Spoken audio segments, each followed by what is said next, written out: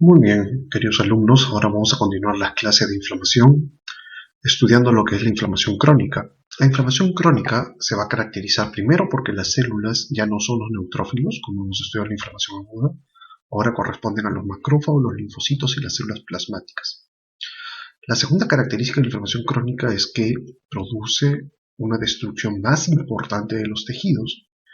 Y la tercera es que debido a esta destrucción de los tejidos hay una constante reparación de los mismos, los cuales se van a caracterizar por el depósito de fibras de colágeno en una forma de fibrosis y la proliferación de nuevos vasos sanguíneos, lo que se conoce como angiogénesis. Es característico estos dos puntos en inflamación crónica.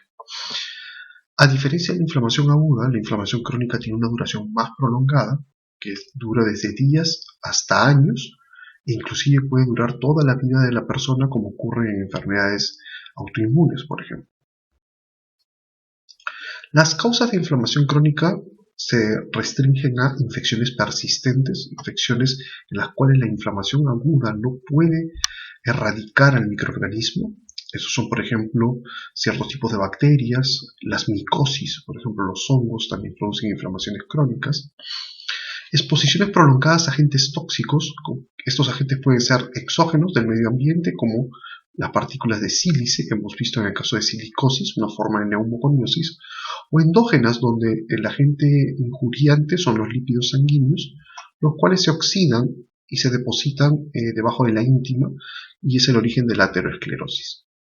Finalmente, enfermedades con un contexto inmunológico, como enfermedades autoinmunes, también tienen un componente inflamatorio crónico importante, y ejemplos de ellos es la artritis reumatoide y el lupus eritematoso sistémico. Las células responsables de la inflamación crónica son los macrófagos y los linfocitos. Entonces vamos a estudiar estas células, que son las más importantes. Aquí tenemos una fotografía donde podemos ver un corte histológico de riñón, pueden reconocer los glomérulos aquí, y en el intersticio hay un marcado infiltrado inflamatorio que destruye los túbulos renales, ¿de acuerdo? Y estos son, cuando le ponemos más aumento, nos damos cuenta que son linfocitos y macrófagos. Entonces, esto es una inflamación crónica del parénquima renal, y eso se conoce como una pielonefritis crónica. Al poner mayor aumento, vamos a darnos cuenta que las células que forman este infiltrado son estas células muy pequeñas que solamente tienen núcleo con muy poco citoplasma y corresponden a linfocitos. Las células más grandes, con un amplio citoplasma, vienen a ser macrófagos, ¿no? Y estas células con un núcleo excéntrico, ¿no?, y un citoplasma basófilo, vienen a ser células plasmáticas, ¿no? Son las tres células importantes en la inflamación crónica. Vamos a hablar de cada una de ellas. Los macrófagos, acuérdense que pueden venir de dos fuentes, pueden derivar de los monocitos, o pueden ser macrófagos que residen en los propios tejidos, como por ejemplo la célula de Kupffer, que son células del hígado, la microglia, que son células del sistema nervioso central, o los macrófagos alveolares que viven en el pulmón. Los monocitos, acuérdense, salen del vaso sanguíneo y una vez fuera se transforman en macrófagos. Todas estas células forman parte de un sistema fagocítico mononuclear, y estos macrófagos son activados, o sea, se vuelven muy agresivos con capacidad de fagocitosis y de destrucción y con producción de ciertas citoquinas por varios motivos, ¿no? Por las propias endotoxinas bacterianas, por ciertas citoquinas como el interferón gamma, es un importante activador de macrófagos, como otros mediadores de la inflamación aguda, inclusive pueden ser activados por proteínas de la matriz extracelular, como la fibronectina. Una vez que son activados, estos macrófagos liberan proteasas, ¿no?, que van a destruir los tejidos, activado el plasminógeno que altera la cascada de coagulación, radicales libres derivados del ácido araquidónico, otra serie de citoquinas, factores de crecimiento, etc., ¿no? Entonces su respuesta de los macrófagos, una vez activados en la inflamación crónica, es muy, muy variada. Aquí lo tenemos, ¿no? Acá está el ejemplo de un monocito circulante en el vaso sanguíneo. Vean cómo abandona el vaso sanguíneo. Los pasos en los cuales el monocito abandona el vaso sanguíneo son muy similares a lo que hace el neutrófilo, ¿no?, en la inflamación aguda. Una vez que el monocito está fuera del vaso, se transforma en un macrófago tisular, pero antes de que funcione adecuadamente se tiene que activar, ¿no? La activación puede venir de dos fuentes, ¿no? Por ejemplo, activación de microbios o de células muertas, o puede ser inducida por linfocitos T, principalmente bajo la acción de interferón gamma por parte de este linfocito. Una vez que este macrófago está activado, va a producir dos tipos de reacciones. Va a producir un daño tisular e inflamación, ya que va a liberar, por ejemplo, radicales libres, proteasas, una serie de citoquinas y quimoquinas, factores de la coagulación y derivados del ácido araquidónico. Por otro lado, algunos macrófagos van a producir no tanto una acción inflamatoria, sino más una acción fibrogénica, ya que son capaces de producir factores de crecimiento que van a traer fibroblastos, citoquinas fibrogénicas y factores angiogénicos como el factor de crecimiento de los fibroblastos. De hecho, los dos tipos de macrófagos se conocen como M1 y M2, ¿de acuerdo? Inclusive las vías de activación son distintas y tenemos dos tipos finales, ¿no? Uno que básicamente se encargan de una acción inflamatoria y otros que se encargan básicamente de una acción fibrogénica. Por su parte, los linfocitos T y B llegan al sitio de la inflamación a través de moléculas de adhesión y también por quimosinas específicas para ellos. Recuerden que hay una gran interdependencia entre los linfocitos T y los macrófagos, ¿no? El linfocito T activa el macrófago y el macrófago activado activa posteriormente más linfocitos T. Recuerden que un linfocito B activado se transforma en una célula plasmática. La célula plasmática es la célula que puede llegar a secretar inmunoglobulinas. Acuérdense que algunas células plasmáticas pueden acumular tantas inmunoglobulinas en su citoplasma que se transforman en cuerpos de Russell, ¿no? Que es muy característico en la inflamación crónica también. Y a veces en algunas inflamaciones crónicas hay tanta cantidad de linfocitos que a veces simula o hace parecer un tejido linfoide. Aquí tenemos, ven ustedes, la interdependencia entre el linfocito T, acá está un linfocito T activado, secreta una serie de citoquinas, entre ellas interferón gamma, que activa un macrófago y lo vuelve un macrófago activado. Ese macrófago activado secreta otra serie de interleuquinas y a partir de interleuquina 12, por ejemplo, o interleuquina 6 o 23, es capaz de activar a un linfocito T, ¿no? Cerrando el círculo de interdependencia entre estas dos células. Aquí tenemos un corte histológico del pulmón, donde podemos ver que hay un gran daño, aunque unos cuantos alvéolos. Vean que el epitelio que tapiza los alvéolos es un epitelio cúbico, porque básicamente son linfocitos tipo 2, ya que los tipo 1 deben haber sido dañados. En un afán de repararse están apareciendo linfocitos tipo 2. Hay muchas células inflamatorias entre este parénquima, e inclusive vean cómo los linfocitos se aglomeran, formando una estructura redondeada que viene a ser un acúmulo linfoide, y hasta da la impresión que tuviera un centro germinal en el centro, ¿no? Ya les dije, algunas inflamaciones crónicas tienen tanto infiltrado linfocitario que simula un tejido linfoide, como un ganglio linfático. Otro caso donde podemos ver abundantes células plasmáticas infiltrando un tejido, y algunas de ellas hasta el núcleo ya no se ve, porque todo el citoplasma está lleno de inmunoglobulinas y esos son los famosos cuerpos de Russell.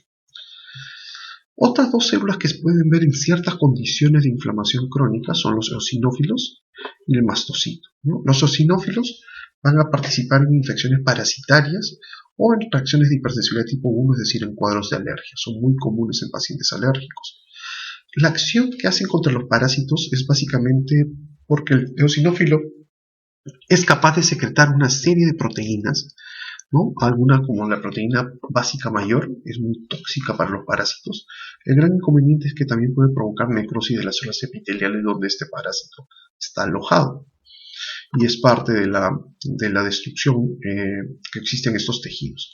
Por su parte, el mastocito es una célula que normalmente reside en el tejido conjuntivo, tiene receptores para inmunoglobulina, y cuando este mastocito se activa, secreta una serie de componentes como la histamina y productos del ácido araquidónico, o también citoquinas como el factor de necrosis tumoral. Aquí tenemos dos fotografías. En el primero, una gran cantidad de eosinófilos. Cuando vemos tantos eosinófilos aquí presentes en un tejido, es muy probable que un parásito esté muy cerca de eso, ¿no? Y esté provocando esta reacción. Aquí tenemos un mastocito que todavía no está activado. Vean ustedes la cantidad de gránulos que hay en su citoplasma. Estos gránulos contienen muchas aminas, por ejemplo, ya formadas. Apenas se estimule, estos gránulos, son secretados al exterior, liberando su contenido. Un tipo especial de inflamación granulomatosa, de inflamación crónica, la constituye la inflamación granulomatosa. En esta se caracteriza porque el macrófago activado adquiere una morfología muy peculiar. Se vuelve una célula muy grande, que en un principio se pensaba que era una célula epitelial, Después se dieron cuenta que realmente era un macrófago y se acuñó un término que es el macrófago epitelioide, ¿no? Entonces, una inflamación granulomatosa es una lesión muy característica donde hay abundantes macrófagos epitelioides, ¿no? Formando una estructura más o menos redondeada y que por fuera quedan los linfocitos, muchas veces bajo la forma de una corona, que son los que van a activar a estos macrófagos. La ventaja de una inflamación granulomatosa desde un punto de vista diagnóstico es que muy pocas entidades son las que dan inflamación granulomatosa. Y el ejemplo clásico de inflamación granulomatosa es la tuberculosis, ¿no? Ya hemos estudiado tuberculosis cuando hemos visto necrosis, ¿no? Y se caracteriza porque hay muchos macrófagos epitelioides y en el centro aparece un tipo especial de necrosis que es la necrosis gaseosa. Los macrófagos epitelioides, que son característicos de la inflamación granulomatosa, se van a ver como unas células grandes, con un amplio citoplasma pálido, con bordes mal delimitados y por fuera quedan las coronas de linfocitos. Muchas veces estos macrófagos se fusionan unos con otros, formando una gran célula gigante multinuclear, que es muy típica de algunas inflamaciones granulomatosas, por ejemplo la tuberculosis, que es muy común encontrar estas células gigantes multinucleares. Esa célula tiene un nombre y es la célula de Langhans, ¿sí? Aquí tenemos una lesión granulomatosa en el centro, que tiene en este caso una necrosis gaseosa aquí, o sea, se trata de un granuloma tuberculoso, abundantes macrófagos epitelioides alrededor de la necrosis, y por fuera se dibuja una corona de linfocitos, ¿no? Que son los que activan a los macrófagos. Acá están las causas más comunes de granulomas. Vean ustedes, tenemos entre las infecciosas tuberculosis, lepra, las micosis, ¿no? Los hongos profundos dan lesiones granulomatosas. Una ventaja es que como los hongos son relativamente grandes, son fáciles de encontrar al microscopio. La sífilis, una forma de sífilis, da lesiones granulomatosas, las formas terciarias, en la cual se forma un tipo de granuloma que se conoce como la goma sifilítica, y algunas enfermedades por bacterias como la Bartonella. Ahorita vamos a ver algunos ejemplos, como la enfermedad de arañazo del gato.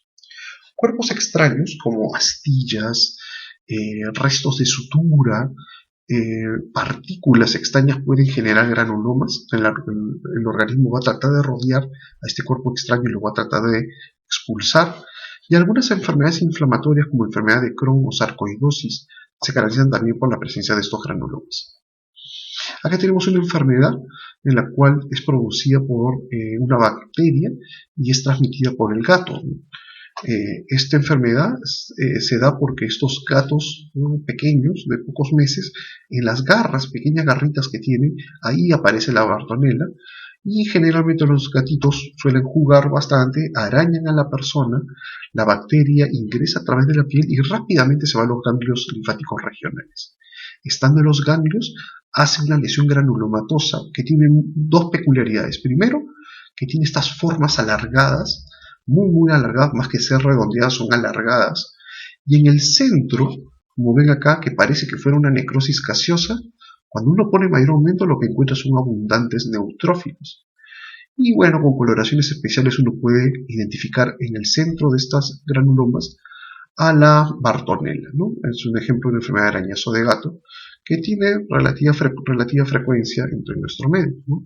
Hay que acordarse que los gatos pequeños de unos cuantos meses son los responsables, porque ahí está la bacteria. Los gatos adultos ya no tienen a la bacteria.